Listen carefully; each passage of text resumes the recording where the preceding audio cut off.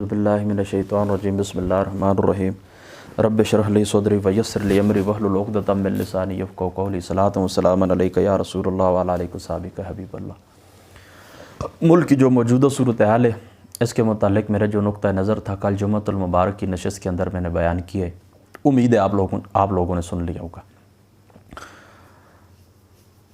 معاملہ اس طرح ہے کہ ابھی مجھے کچھ چند باتیں کرنا پڑ رہی ہیں اور میں کرنا چاہتا ہوں۔ اس وقت میری جو گفتگو ہے صرف اور صرف جو پاکستان کی سلامتی کے ادارے ہیں، جو سیکورٹی ادارے ہیں، میں ان سے مخاطب ہوں۔ میرا یہ قرآن پاک کے اوپر ہاتھ ہے، میں اس کے اوپر ہاتھ رکھ کے کہتا ہوں، اور یہ بات مجھے اس لیے کہنا پڑ رہی ہے کہ ابھی ہمارے کچھ رشتہ دار ہیں، ہمارے کچھ دوست ہیں کہ جن کا تعلق تحریک لبیک پاکستان سے ہے۔ تو ابھی ظاہری سی بات ہے کہ جو معاملات ہیں آپ لوگوں کی آنکھوں کے سامنے ملک کی جو صورتحال ہے تو ان کے اوپر کریک ڈاؤن ہے، تو ان کو انہوں نے اٹھایا ہے، پولیس ان کو لے کر گئی ہے، تو ان کی پوچھ گچھ کے لیے، ان کی دعا سلام کے لیے میں تھانے گیا تھا پرسوں۔ تو وہاں پر مجھے ایک میرے پولیس والے دوست ہوتے وہ مجھے کہنے لگے کہ حکام بالا جو ہمارے افسران ہیں تو انہوں نے آپ کا نام بھی لیا ہے کہ آپ ان کو بھی اٹھائیں، میرا انہوں نے نام لیا ہے۔ تو یہ پولیس والے کہنے لگے کہ ہم نے ان کو بتایا کہ اس کا تعلق کسی بھی تحریک کے ساتھ نہیں ہے، کوئی بھی مذہبی سیاسی تحریک ہے ان کا اس کے ساتھ کوئی تعلق نہیں ہے۔ تو کہتے ہیں پھر ہم نے یقین دلایا تو انہوں نے کہا چلو ٹھیک ہے آپ چھوڑ دیں ان کو، پھر آپ کا نام انہوں نے خارج کر دیا ہے۔ یہ بات میں نے پہلے بھی ایک دو دفعہ کی ہے کہ میرا واقعی کسی قسم کا کوئی تعلق نہیں ہے، لیکن آج جو ہے نا میں نام لے کے پاکستان کے جو سیکورٹی ادارے ہیں، جو سلامتی کے ادارے ہیں، میں ان سے مخاطب ہوں۔ میرا یہ قرآن پاک کے اوپر ہاتھ ہے، قرآن پاک کے اوپر میں ہاتھ رکھ کے کہتا ہوں کہ میرا کسی بھی سیاسی مذہبی تنظیم سے کوئی تعلق نہیں ہے، میں نے کبھی بھی کوئی بھی سیاسی مذہبی تنظیم جوائن نہیں کی ہے۔ اب دو باتیں میں نے جوائن کیوں نہیں کی ہے۔ سیاسی تنظیم تو اس لیے نہیں جوائن کی ہے کہ یہ جو ہمارے ملک کے اوپر نظام مسلط ہے، یہ اشرافیہ کا نظام ہے، یہ غنڈہ گردی کا نظام ہے، یہ بدمعاشی کا نظام ہے، یہ نظام قارون اور نمرود اور فرعونی نظام ہے، قارونی نظام ہے، فرعونی اور نمرودی نظام ہے، سٹیٹس کو کا نظام ہے۔ اس نظام کے متعلق جو نظریہ ڈاکٹر طاہر القادری صاحب نے پیش کیا وہی میرا نظریہ ہے، یعنی جو سیاسی عقیدہ، جو سیاسی نقطہ نظر ان کا ہے وہی میرا ہے، کہ وہ اس نظام کو درست نہیں سمجھتے، وہ اس نظام کو ظالمانہ سمجھتے ہیں، اس نظام کو قاہرانہ نظام سمجھتے ہیں، یہ جبر کا نظام ہے، یہ نظام ایسا ہے جو امیر کو امیر تر کرتا ہے اور غریب کو غریب تر کرتا جا رہا ہے۔ امیر ترین ہوتے جا رہے ہیں، غریب غریب ترین ہوتے جا رہے ہیں۔ تو وہ چاہتے ہیں الیکٹرل ریفارم ہو، یہ جو پاکستان کے اندر الیکشن کمیشن کا جو ادارہ ہے اس کو تحلیل ہونا چاہیے، نئے سرے سے نئے لوگ الیکٹ ہوں، الیکٹرل ریفارم انہوں نے پیش کی ہیں۔ بس جو کچھ انہوں نے کہا سن 2013-14 کے دھرنوں کے اندر جو باتیں انہوں نے کی ہیں اس نظام کے متعلق وہی نظریہ میرا بھی ہے۔ تو اس نظام کو چونکہ میں درست نہیں سمجھتا اور موجودہ جو پارٹیاں ظاہر اسی نظام کے تحت پارٹیاں ہیں، اسی نظام کے تحت الیکٹ ہو کے آتی ہیں، اچھے لوگ بھی ان کے اندر موجود ہوتے ہیں لیکن جا کر اسی بدی کے نظام کو سپورٹ کرتے ہیں۔ تو یہ نظام بدی کا نظام ہے، برائی کا نظام ہے، تو جو لوگ اس کے اعلی کار ہیں، پارٹیاں، وہ بدی کے نظام کو سپورٹ کرنے والی ہیں، اس لیے میں نے کبھی سیاسی پارٹیوں کا ساتھ نہیں دیا ہے۔ دوسری بات یہ آ گئی مذہبی تنظیم۔ اب میں آپ کو بتا دوں کہ میرا تعلق ہے اہل سنت کے ساتھ۔ اب اہل سنت تو اپنے آپ کو سارے ہی کہتے ہیں، اہل تشیع کی ایک کتاب میں نے پڑھی وہ بھی کہتے ہیں اہل سنت، اصل اہل سنت عام ہے، اور پھر آگے انہوں نے دلائل بھی دی اس کتاب کے اندر، چلو اس کا ذکر کیا ہے اور ان کی طرف نہیں جاتے۔ آسان سی بات میں آپ کو بتا دوں، میں اہل سنت ہوں اور میرا اس اہل سنت کے ساتھ تعلق ہے جو الصلاۃ والسلام علیک یا رسول اللہ پڑھتے ہیں، جو یا شیخ عبد القادر جیلانی یا غوث العظم شیئا للہ کہتے ہیں، جو حضور غوث پاک کو ماننے والے ہیں، حضرت داتا علی اجویری کو ماننے والے ہیں، حضرت پیر مہر علی شاہ صاحب رضی اللہ تعالیٰ عنہ، حضرت بابا جی صاحب دریا شریف رضی اللہ تعالیٰ عنہ، آپ کے ماننے والے لوگ ہیں، میرا ان کے ساتھ تعلق ہے۔ اب ان کی بڑی تنظیمات ہیں، مثال کے طور پر تحریک لبیک کو لے لیں، یہ بڑی تنظیم ہے، میں ان کے ساتھ محبت رکھتا ہوں۔ کیوں محبت رکھتا ہوں کہ واقعی اس تنظیم کے جو بنیاد ہے وہ جذبہ حب رسول ہے، عشق رسول ہے، محبت رسول ہے صلی اللہ تعالیٰ علیہ وآلہ وسلم۔ خادم حسین رضوی صاحب کو میں نے 2 مرتبہ دیکھا ہے اور ان کا چہرہ دیکھ کے واقعی اللہ تعالیٰ یاد آ جاتا ہے۔ یہ حضور نبی پاک صلی اللہ تعالیٰ علیہ وآلہ وسلم کا فرمان ابن ماجہ شریف کے اندر بھی موجود ہے، اور حضور غوث پاک رضی اللہ تعالیٰ عنہ آپ نے غنیت الطالبین کے اندر بھی نقل کیا ہے کہ اللہ کے نیک لوگوں کی نشانی یہ ہوتی ہے کہ بس ان کا چہرہ دیکھیں تو خدا یاد آ جائے۔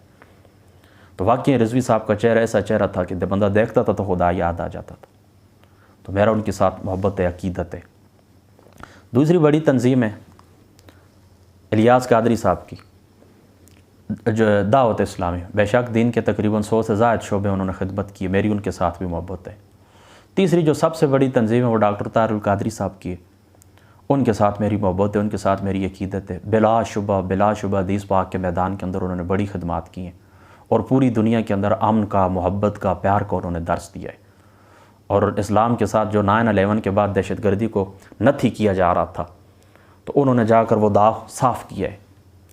بہت بڑی خدمت کی ہے اسلام کی ان ممالک کے اندر، میں کھلے دل سے تسلیم کرتا ہوں۔ اور سب سے زیادہ جو میں عقیدت ان کے ساتھ ہے وہ اس فتوے کے متعلق ہے جو انہوں نے فتویٰ دیا ہے دہشت گردی کے خلاف، فتنہ خوارج کے خلاف۔ یہ بہت بڑی جرأت مندانہ، بہت بڑا جرأت مندانہ ان کا اقدام ہے۔ اور یہ بھی میں آپ کو بتاتا ہوں کہ تنظیمات کے جن کے میں نے نام لیے ان کے ساتھ میری عقیدت ہے، جن کے نام نہیں لے سکا ان کے ساتھ بھی عقیدت ہے۔ جس طرح پیر سیف الرحمان صاحب ہو گئے، وہ سیفی سلسلے والے، ان کے ساتھ بھی میری عقیدت ہے۔ ولی اللہ تھے، نیک لوگ تھے، اچھے لوگ ہیں وہ لوگ بھی، ان کے ماننے والے اچھے لوگ ہیں، خدمت کرنے والے لوگ ہیں، قربانیاں دینے والے لوگ ہیں، جن کو ہم سیفی کہتے ہیں، ان کے ساتھ بھی میری عقیدت ہے، میری محبت ہے۔ لیکن سب سے زیادہ جو میری عقیدت ہے وہ ڈاکٹر طاہر القادری صاحب کے ساتھ ہے، اور سب سے زیادہ میں خدمات بھی ان کی کہتا ہوں کہ خدمات بھی ان کی زیادہ ہیں باقیوں سے۔ تعلیم کے میدان کے اندر بے شک انہوں نے خدمت کی ہے، بہت زیادہ خدمت کی ہے۔ تو سب سے زیادہ خدمات ان کی ہیں ڈاکٹر طاہر القادری صاحب کی، اور میں نے سب سے زیادہ دفاع بھی زندگی کے اندر ان کا کیا۔ کبھی کسی شخص کا میں نے اتنا دفاع نہیں کیا جتنا ان کا کیا۔ ان کے ساتھ یہ میری عقیدت ہے۔ لیکن مزے کی بات بتاؤں، تحریک میں نے کوئی بھی جوائن نہیں کی ہے، مذہبی تحریک بھی۔ اس کی وجہ یہ میں یہ سمجھتا ہوں، میرا نقطہ نظر یہ کہ تحریکوں کے اندر بندہ داخل ہوتا ہے تو پھر تحریک کی کچھ مجبوریاں ہوتی ہے، بندہ حق بات نہیں کہہ سکتا۔ یعنی تحریک کے اندر کوئی خرابی بھی آ گئی ہے نا کسی وجہ سے، تو پھر بندہ مجبوراً تحریک کا ہوتا ہے تو ساتھ دینا پڑتا ہے، پھر بندہ بول نہیں سکتا۔ تو میں نے شروع سے یہی نقطہ نظر رکھا ہے کہ میں باہر رہوں گا، کسی تنظیم کے اندر نہیں جاؤں گا، جو بندہ حق بات کہے گا میں اس کا ساتھ دوں گا، چاہے وہ حق بات کہنے والا غیر مسلم کیوں نہ ہو۔ کیونکہ قرآن اور سنت نے ہمیں حق کا معیار مسلمانوں کے اندر نہیں رکھا ہے کہ حق کا معیار مسلمان اور کافر ہونا ہے، نہیں۔ حق کا معیار یہ انسانیت کی بات کرنے والا کون ہے، انسانیت کی نفع کی بات کرنے والا کون ہے۔ اگر انسانیت کی نفع کی بات کرنے والا غیر مسلم ہے، سرخ کافر جن کو ہم کہتے ہیں وہ ہے، ہم اس کے ساتھ کھڑے ہیں۔ اور انسانیت کے خلاف چلنے والا، اپنے ملک پاکستان کی جو نظریاتی سرحدیں ہیں ان کی مخالفت کرنے والا، اگرچہ اس کی لمبی داڑھی ہو اور اگر اس کے بڑا وہ سر کے اوپر پگڑی ہو، ہم نے اس کو کبھی جوتیوں کی خاک کے برابر بھی نہیں سمجھا ہے۔ بس حق کے ساتھ کھڑے ہوں گے ہمیشہ۔ تو مذہبی تنظیم جوائن اس لیے نہیں کیے کہ یہ جو کمزوری ہوتی ہیں پھر ان کا بندہ مجبوراً دفاع کرتا ہے، اس لیے ان کو جوائن نہیں کیے۔ اب اگلی بات کی طرف آتے ہیں۔ ملک پاکستان کے جتنے بھی ادارے ہیں، مجھے کسی ادارے کے اوپر کوئی کسی قسم کا اعتبار نہیں ہے۔ جتنے بھی ادارے ہیں مجھے کسی قسم کا کسی کے اوپر کوئی اعتبار بھی نہیں ہے۔ میں اعتبار کرتا ہوں صرف فوج کے اوپر، عدلیہ کے اوپر بھی مجھے کوئی اعتبار نہیں ہے۔ اور میں یہ سمجھتا ہوں کہ آج تک ہمارے کسی دشمن کو آگے بڑھنے کی سوچتے ہیں تو وہ بہت کچھ ہے، لیکن آگے بڑھنے کی وہ جرأت نہیں کرے۔ اس کی وجہ یہی ہے کہ ہماری جو افواج پاکستان ہیں ان کی قربانیاں ہیں۔ ان کو اللہ تعالیٰ نے بڑی صلاحیتوں سے نوازا ہے۔ انہوں نے بلا شبہ اپنی جو ان کی ڈیوٹی ہے وہ بھی اچھے طریقے سے انجام دی ہے، اور اپنی ڈیوٹی سے بڑھ کر بھی انہوں نے خدمت کی ہے، جانیں قربان کی ہے، ملک پاکستان کی سرحدوں کی حفاظت کی ہے، نظریاتی سرحدوں کی حفاظت کی ہے۔ یہ محب وطن ہیں، سارے محب وطن ہیں، پیار کرنے والے، اور ان کی وجہ سے اللہ تعالیٰ نے پاکستان کو سلامت رکھا ہوا ہے۔ بس پھر میں اپنا جملہ دہراتا ہوں، پاکستان کا واحد ادارہ فوج پاکستان، ان کے ساتھ میری دلی عقیدت ہے، میری دلی محبت ہے، میری ایمانی محبت ہے ان لوگوں کے ساتھ۔ فوج کا کوئی عام افسر تو چھوڑو، کوئی عام سادہ فوجی مجھے آ کر کہے کہ آغا صاحب یہ لباس آپ کا مجھے چاہیے، آپ مجھے دے دیں، تو اگرچہ میرے پاس دوسرا لباس نہ بھی ہو، میں جسم کے اوپر پتے لپیٹ لوں گا، لیکن میں یہ لباس اس کو تو دے دوں گا۔ تو میری ان کے ساتھ فوج کے ساتھ جو محبت ہے وہ اندھی محبت ہے، اندھی عقیدت ہے، غیر متزلزل ہے۔ کوئی جو مرضی ہے کہتا رہے، میں نے کوئی بات ان کی تسلیم نہیں کرنی ہے۔ ہمارا جو جسم ہے اس کی بوٹی خون بھی فوج کے لیے حاضر ہے۔ یہ میری بات آپ نے سمجھ لی ہے، ان کے ساتھ میری یہ عقیدت ہے۔ اب آتے ہیں موجودہ صورتحال کی طرف۔ موجودہ صورتحال جو ہے آپ لوگ اچھی طرح جانتے ہیں، فرانس نے گستاخی کی ہے، رضوی صاحب رحمۃ اللہ تعالی میدان کے اندر آئے، انہوں نے کہا سفیر کو نکالے، حکومت نے ان سے معاہدہ کیا ہے، پھر دوبارہ معاہدہ ہوئے ان کی تنظیم کے ساتھ، آپ تو دنیا سے چلے گئے۔ ابھی 20 اپریل کا ٹائم پورا ہونا تھا، تو کیا کیا کہ انہوں نے سعد حسین رضوی صاحب کو اٹھا لیے، اس کا پھر رد عمل ہوا ہے۔ اس کا جو رد عمل ہوا اس کے اندر میں اس بات کو کھلا کہتا ہوں، ہم جس مذہب اسلام کو فالو کرتے ہیں وہ مذہب اسلام ہمیں چونٹی مسلنے سے بھی منع کرتا ہے۔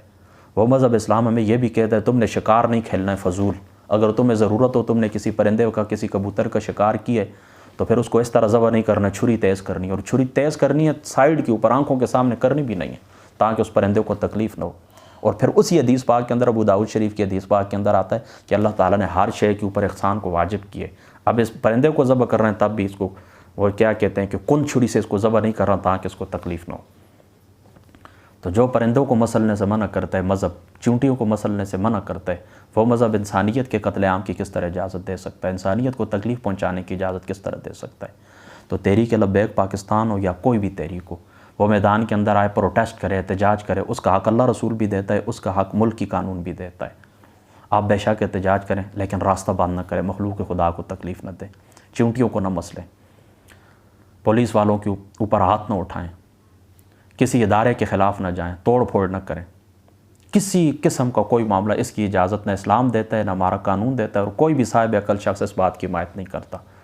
تو اگر تحریک لبیک والوں نے واقعی, دیکھیں مجھ تک جو رپورٹیں پہنچی, کبھی کہتے ہیں کہ انہوں نے کیے کچھ, میں نے باتیں اس طرح سنی, اور کوئی اینکر پرسن یہ کہتے ہیں کہ نہیں جی انہوں نے نہیں کیا, یہ ایک تیسری قوت. اور آپ اچھی طرح جانتے ہیں کہ جس طرح اس طرح کا ٹکراؤ ہوتا ہے تو تیسری قوت درمیان کے اندر فائدہ اٹھاتی ہے. اگرچہ تھوڑا بہت انہوں نے کیا ہوگا تو انہوں نے زیادہ بنا لیا ہوگا, اس طرح بھی ممکن ہے. بہرحال اگر انہوں نے اس طرح کیا ہے تو زیادتی کی ہے, اس بات کی ہم حمایت نہیں کرتے. باقی پھر اپنا جملہ دہرا دیتا ہوں, کوئی بھی تحریک آئے میدان کے اندر آئے, احتجاج کرے, اس کا حق ہے. توڑ پھوڑ کرنا, اسی طریقے سے راستے بند کرنا, ملک کی املاک کو نقصان پہنچانا, اس کی بالکل اجازت نہیں دی جاتی, اور اس کی بالکل ہم قطعاً حمایت نہیں کرتے, پرزور مذمت کرتے ہیں. اب جو ملک کی موجودہ صورتحال ہے, حکومت پاکستان کو چاہیے تھا کہ ان سے جو معاہدہ کیا تھا وہ معاہدہ پورا کرتے. معاہدہ کرنے سے پہلے آپ کو سوچنا چاہیے تھا کہ اس کا نقصان کیا ہوگا, اگر ہم سفیر نکال دیں گے حالات کیا بن جائے گی, یہ آپ کو پہلے سوچنا چاہیے تھا. میری بات آپ سمجھ گئے؟ ابھی آپ نے ان کو بین کرنے کا نوٹیفیکیشن جاری کیا ہے, تو حکومت کو جا کر پروف دینا ہوگا عدالت کے اندر. عدالت کے اندر جب بات جائے گی, یہ بات آپ ثابت نہیں کر سکتے, کیونکہ ہر صاحب عقل شخص سمجھتا ہے کہ اتنی سی بات پر اگر کسی تنظیم کو بین کیا جائے, اتنی سی بات پر, یعنی راستہ بند کیا, توڑ پھوڑ کیا, لڑائی ہوئی ہے, کچھ لوگ ان کے دنیا سے گئے, کچھ ان کے چلے گئے, اس بات پر اگر ہو تو پھر اس بات کے اوپر اس طرح تو ساری پارٹیوں نے کیا ہوا ہے. آپ ماضی جو لوگ بھی آئے احتجاج کیا, آپ کو نہیں پتہ کہ اداروں کے اوپر بلکہ سے سخت معاملات ہوئے ہیں, اداروں کے ساتھ ٹکراؤ ہوئے ہیں. عدالت کے اوپر, عدالت کی جو یہ عمارت ہے, سپریم کورٹ کی عمارت, اس کے اوپر حملے ہوئے ہیں, کیا کچھ نہیں ہوا, ہمارے سب کچھ علم کے اندر ہے. تو پھر ان کو بھی بین ہونا چاہیے. دیکھیں میرا تو عدلیہ کے اوپر اعتبار نہیں ہے, میں آپ کو پہلے بتا چکا ہوں, میں سوائے فوج کے کسی کے اوپر اعتبار نہیں کرتا. لیکن میں یہ چاہتا ہوں کہ جو انصاف کے پیمانے پھر وہ برابر ہونے چاہیے, دوہرے نہیں ہونے چاہیے. اتنی سی بات پر ان کو بین ہونا ہے تو پھر اتنی سی بات کے اوپر پھر اس طرح کے اس بات کے اوپر اگر آپ نے ان کو بین کیا تو پھر تحریک انصاف کو بھی بین ہونا چاہیے, پھر نون لیگ کو بھی بین ہونا چاہیے, پھر پیپلز پارٹی کو, الطاف حسین صاحب کی پارٹی کو بھی بین ہونا چاہیے. یہ معاملات اس سے زیادہ ماضی کے اندر وہ سخت کر چکے ہیں, تو یہ بات غلط ہے, اتنی سی بات کے اوپر بین نہیں بنتا. بہرحال چلو عدالت کے اندر وہ معاملہ جائے گا, دیکھا جائے گا, دیکھیں دلائل عدالت سنے گی, ان کے بھی ان کے بھی, باقی جو انہوں نے فیصلہ کرنا ہے وہ باتیں بات کی ہیں. بہرحال ہم یہ کہتے ہیں حکومت کو اپنا وعدہ پورا کرنا چاہیے تھا. حکومت اپنا وعدہ پورا کرتی, کبھی بھی یہ معاملات اس نیج کے اوپر نہیں پہنچتے. کل بھی یہ بات جمعۃ المبارک کی نشست کے اندر کہہ چکا ہوں, پھر آج کہتا ہوں کہ یہ مستقل حل ہونا چاہیے. حضور پاک کی بیدبیاں بند ہونی چاہیے مستقل طور کے اوپر, اور اس کا حل یہی ہے کہ آپ لوگ ٹیکنالوجی کے میدان کے اندر, معیشت کے میدان کے اندر ترقی کریں, اپنے قدموں کے اوپر کھڑے ہوں. جب آپ اپنے قدموں کے اوپر کھڑے ہوں گے, معیشت ہماری مضبوط ہو جائے گی. کسی شخص کو حضور پاک کی بیدبی کرنا تو بڑی دور کی بات ہے, ہمارے ایک شعری کا بھی وہ لوگ احترام کریں گے, اور یہ معاملہ عالمی عدالت کے اندر بھی جانا چاہیے. ڈاکٹر طاہر القادری صاحب نے کہا میں دلائل دوں گا, وہ دلائل دیں, ہم کیس ان لوگوں سے جیت جائیں, وہ فیصلہ بھی ہونا چاہیے. اور ہم سب سے بڑا, میں آپ کو کہتا ہوں, ٹیکنالوجی اور معیشت کے میدان کے اندر, صحت کے میدان کے اندر آگے بڑھیں, خود کفیل ہو جائیں. کوئی شخص بھی آپ کے متعلق, آپ کے شہری کے متعلق بھی بات کرتے ہوئے وہ انشاءاللہ تعالیٰ 100 دفعہ سوچے گا. ابھی دیکھیں سفیر نکل بھی جائے, ٹھیک ہے, ان کا مطالبہ بالکل برا کے سفیر جانا چاہیے, یہ ہماری غیرت کا تقاضا ہے, ہماری غیرت. آپ ان کا جو سفارتکار ہے ان کے ساتھ کچھ بدتمیزی کر دیں, وہ کیا کریں گے آپ کے ساتھ؟ تو حضور علیہ الصلوۃ والسلام کی ذات اقدس کی انہوں نے بیعت بھی کی ہے. سفیر بے شک جانا چاہیے, بے شک بلا شبہ سفیر یہاں سے چلا جائے, ہماری غیرت کا تقاضا ہے, ایمانی غیرت کا تقاضا ہے. لیکن بات اس طرح, سفیر چلا جائے گا, کل کیا ہوگا, کل کوئی دوسرا ملک احتجاج کرے گا, احتجاج کہہ رہا ہوں, کل کوئی دوسرا ملک کھڑا ہوگا, وہ حضور پاک کی بیعت بھی کرے گا. تو یہ معاملے کب تک چلیں گے؟ یہ معاملے اس وقت تک ختم نہیں ہو سکتے جب تک آپ مسلمان متحد ہو کر اس میدان کے اندر آپ ترقی نہیں کریں گے. جتنے بھی یہ 57-58 جو ممالک یہ مل جائیں, اتفاق کریں, ایک دوسرے کے ساتھ کھڑے ہو جائیں. دیکھیں آج آپ ایک سفیر نکالیں گے, پھر یورپین یورپی یونین کے جو 27 ممالک ہیں وہ سارے نکل جائیں گے، اتنا اتفاق ہے۔ کیا ہم امت مسلمہ کا ایک بلاک ہو سکتا ہے؟ یعنی امت مسلمہ کے جو ممالک ہیں نا، مسلمان جو ممالک ہیں 57 ہے یا 58 ہے، کیا ان کا اتفاق اس طرح ہو سکتا ہے؟ اگر ان کا اس طرح اتفاق ہو اور ہم پھر ترقی کر جائیں، اپنے قدموں کے اوپر کھڑے ہو جائیں، تو سوال ہی نہیں پیدا ہوتا کہ کوئی شخص جرأت کر سکے۔